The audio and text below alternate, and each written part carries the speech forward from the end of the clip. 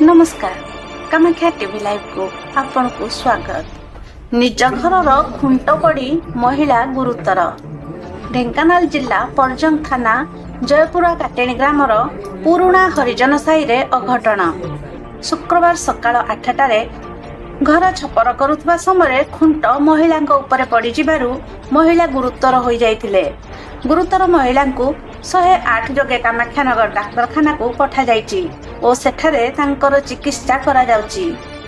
परवर्ती खबर उपरे नजर पकाइबा। गुरुवार मध्याह्न गोटाए समय जने महिला 40,000 टंका लूट होइछि। ढेंकानाल जिला टाउन थाना कारीगर साहिर संगीता बेहेरा एक घरोई फाइनान्स रे कार्यरत। आज श्रीमती बेहेरा विद्याबंध अंचल विभिन्न महिला गोष्ठी मानक 40,000 टंका नहीं आसुवा बेले विद्याबंध स्कूल निकट में निछाटिया जगह देखि 2 जन मद्यप अटकाई और 40,000 टंका लुटि नहीं। एने थाना अभियोग कर महिला कर्मचारी।